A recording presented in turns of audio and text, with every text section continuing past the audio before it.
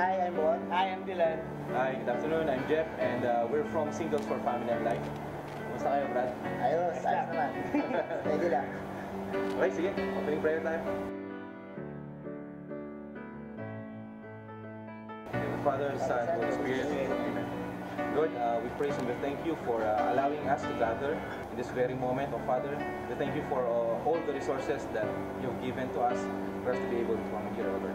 Lord, just be with us, send forth the Holy Spirit, and may our Mother, Mary, be with us, inspire us as we continue on our discussion in this liturgical Bible study. All of this we ask and pray in Jesus' name. Amen. Amen. Father, Son, Holy Spirit.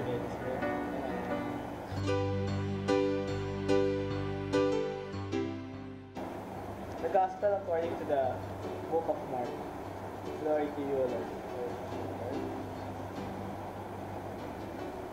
As soon as morning came, the chief priests with the elders and the scribes, that is the whole Sanhedrin, held a council. They bound Jesus, led him away, and handed him over to Pilate. Pilate questioned him, "Are you the king of Jews?" He said to him in reply, "You say so." The chief priests accused him of many things. Again, Pilate questioned him, "Have you no answer? See how many things they accuse you of." Jesus gave him no further answer, so that Pilate was amazed. Now on the occasion of the feast of Passover, Pilate used to release to them one prisoner whom they requested. A man called Barabbas was dead in prison, along with the rebels who had committed murder in a rebellion. The crowd came forward and began to ask Pilate to do for them as he was accustomed.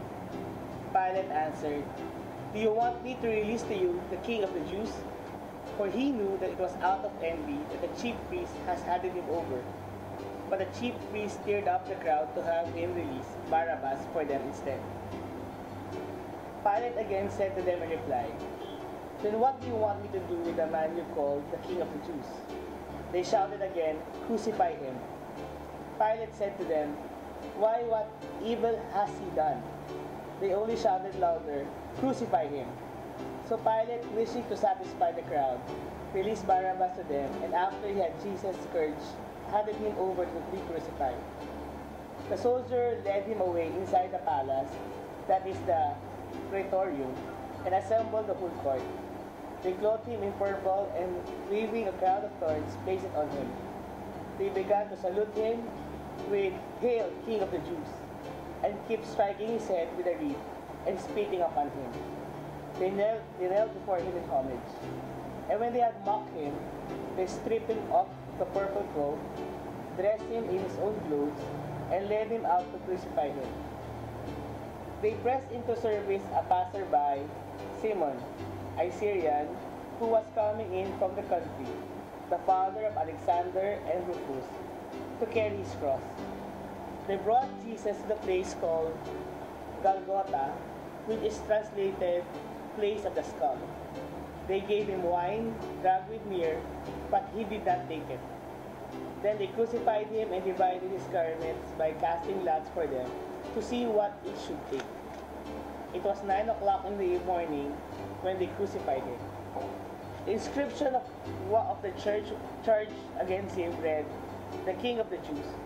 With him they crucified two revolutionaries, one on his right and one on his left. Those passing by reviled him, shaking their heads, saying, "Aha! You who will destroy the temple and rebuild it in 3 days, save yourself by coming down from the cross." Likewise, the chief priests and the scribe mocked him among themselves and said, "He saved others, he cannot save himself. Let the Christ, the King of Israel, come down now from the cross, that we may see and believe." Those who were crucified with him also kept abusing him. At noon, darkness came over the whole land until 3 in the afternoon. And at 3 o'clock, Jesus cried out in a loud voice, "Eloi, Eloi, lema sabachthani," which is translated, my God, why have you forsaken me?" Some of the bystanders who heard it said, "Look, he is calling Elijah." One of them ran, soaked a sponge with wine, put it on the reed, and gave it to him to drink, saying, "Wait, let's see if Elijah comes to take him down." Jesus gave a loud cry and breathed his last. The veil of the sanctuary was torn in two from top to bottom. When the centurion who stood facing Jesus saw how he breathed his last, he said, "Truly, this man was the Son of God." The word of the Lord. Praise Praise the the Lord Lord Jesus Christ. Okay, so chapter 15, sa verse 1, sino-sino daw yung tao na narito? Ano yung chief priests, ano yung Chief elders, priest, naroon. scribes, nandun din. So sa tingin nyo, ano yung parang agenda? Nandun sila siguro para makita kung ano yung gagawin nila kay Jesus. Parang paplano sila kung ano yung mga Yes. pwede nilang... Pero parang beforehand, meron na rin silang plano before sila magpunta rito. So, sino yung parang famous na tao doon sa verse 2? Si Pilate, Si Pilate. Ano yung sabi niya? Ano yung tinanong niya? "Are you the king of the Jews?" Sino yung ina-address niya dito? Si Jesus. Si Jesus. Sa verse 3, ano yung mga accusations nung chief priest na nagdala kay Jesus Christ sa harap ni Pilate? Sa verse 3, sinabi lang dito sa akin na in-accuse si Jesus ng maraming Pero walang bagay. specific. Walang specific. Oo, kaya parang basta lang sinabi nila, accuse lang sila ng accuse nung kay Jesus Christ. Pero walang clear bakit nila dala doon si Jesus Christ. Ano yung sinabi ni Pilate kay Jesus Christ after marinig yung yung mga accusations ng mga tao? "Aren't you going to answer?" Tama? Yes. Tapos, doon sa verse 5, ano yung parang naka-surprise kay Pilate? Feeling ko yung, alam mo yun, yung dahil di siya nagsalita, Ah. daming na-accuse sa kanya, di ba? Pero dahil di siya nagsalita, na-strike si Pilate kasi parang ina-accuse ka ng mga tao, you should defend yourself, di ba? Pero siya parang, di, nahihimik lang siya. Parang nakita kong image ni Jesus Christ, parang medyo recollected pa rin siya. Alam niya right at that moment kung ano yung ginagawa niya pa rin. So, doon sa verse 6, ano daw yung usually na ginagawa during the festival? Papalaya sila ng mga prisoner. O, nagpapalaya ng prisoner, depende dun sa decision ng mga tao. Anong pangalan nung parang ni-recommend ng mga tao? Barabas. Si Barabas. Sino si Barabas pala? Murderer daw siya, saka revolutionary. Na-convince ba siya na si Barabas yung palayain nila? Parang ano siya eh, nagduda siya eh. Parang, Oo. parang teka, bakit request nila? Parang gano'n, di ba? Parang, alam naman niya na Parang sinabi niya, Walang "Gusto niyo kasalanan. bang palayain ko si Barabas?" kaysa kay Jesus. Oo, Parang parang gano'n, ganun eh. parang gano'n. So parang right at that moment, parang ano pa rin medyo questionable pa rin on Si part of Pontius Pilate, di ba? Oo. Kasi parang responsibility niya yun Responsibility niya Kung sino papalayain kung sino papalayain niya. Is either mali siya, kasi baka walang kasalanan nga naman talaga si Jesus Christ, or is either tama nga siya, siya naman mananag sa mga Parang winiway niya. Parang Parang nagtataka yata siya kung bakit gustong palayain niya si Barabas. Tapos si Jesus, yun. gusto lang, ayun lang pakawalan. So doon sa verse 10, ano yung na-realize ni Pilate na parang there's something's wrong is going on. Lagay dito, no? For he knew that it was out of envy that the chief Ayun. priest has handed him over. So parang as much as possible ayaw niya maging pangit ang tingin ng tao sa kanya. As much as possible gusto yung magiging decision niya, magiging correction niya sumasang-ayon. Or, alam niya talaga na na walang kasalanan. Walang kasalanan si Jesus. Kasi, yung alam niya yung intention ng mga council, kaya sila pumunta ron. Kasi sa akin nakalagay, they were jealous. So the chief Tama. priests are jealous Bakit kaya Of Jesus, of no? Jesus. Why do you So, think jealous yung mga So, alam chief ni priest na Pilate. to? Take note, ito yung mga scholar priest mga high Leaders to na. Leaders talaga. Yun nga, feeling ko kaya sila inggit kasi leaders na sila.